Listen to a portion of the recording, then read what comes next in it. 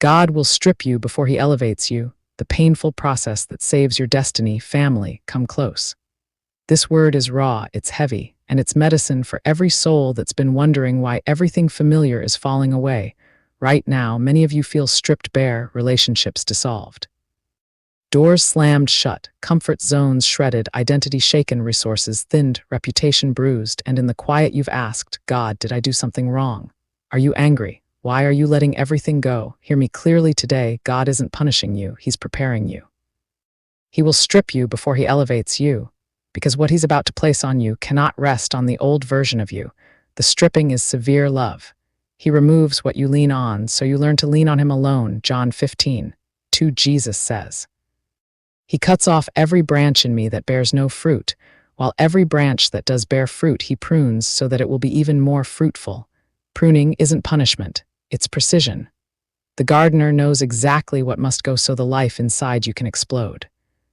The dead weight, the distractions, the crutches, the counterfeit comforts, he cuts them because he refuses to let anything stunt your fruitfulness. The pain of the cut is temporary. The harvest is eternal. Think about Joseph, sold by his brothers, falsely accused, forgotten in prison. Stripped of family, favor, freedom, reputation, everything that once defined him. Yet Genesis 50:20 records his mature declaration. You intended to harm me, but God intended it for good to accomplish what is now being done, the saving of many lives. The stripping wasn't the enemy winning. It was God clearing the stage so Joseph could step into a purpose so massive it required a completely new identity. The pit, the prison, the palace, each level demanded more surrender, less self-reliance. God stripped him until only God remained. We want elevation without evacuation. We want promotion without pruning. We want the crown without the cross. But God knows better. He will not give you influence you cannot carry with integrity. He will not give you platform you will use to feed your ego. He will not give you blessing you will turn into an idol. Psalm 51:17 David cries, My sacrifice, O God, is a broken spirit, a broken and contrite heart you, God, will not despise. Brokenness isn't the end, it's the entrance. God doesn't despise the shattered heart, he draws near to it. Why? Because a heart that's been stripped of pride, control, and self-sufficiency is finally soft enough for God to shape into something glorious. Isolation is often the classroom of destiny.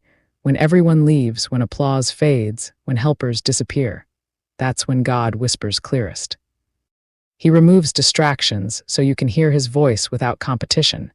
He isolates you from counterfeit affirmation so you stop living for human approval and start living for divine assignment. Hebrews 12:11 comforts us.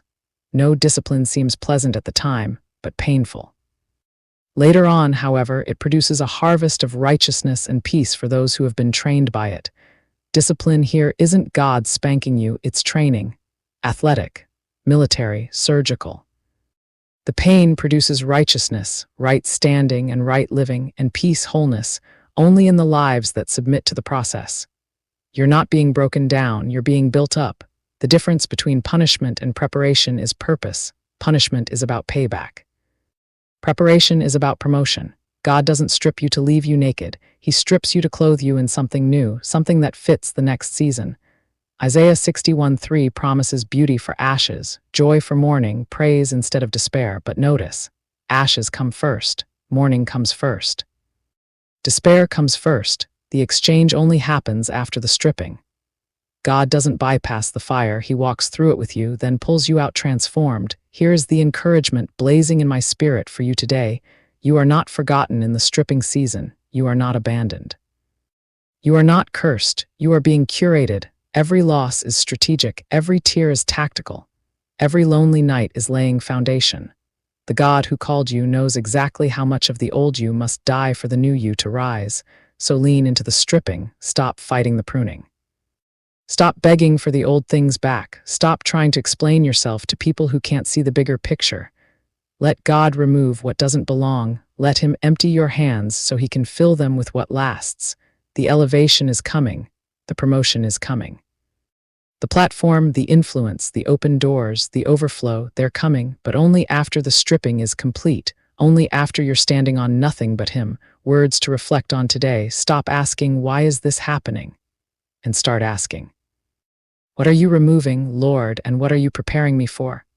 Name the things you've been clinging to: identity, approval, control, comfort, old relationships, old dreams, and release them one by one. Speak this out loud. Father, strip me of anything that hinders your purpose in me.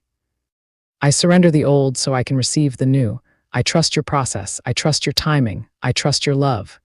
Then rest in the truth. The stripping season is temporary. The elevation is eternal. You're not losing, you're being launched. I love you all. I appreciate every one of you, and I thank you for your time. Stay blessed. I do not post for money because if you verify, I do not get paid. I am way far from it. Everything I post is because I genuinely care. I am not out here begging for anything. I am here serving God.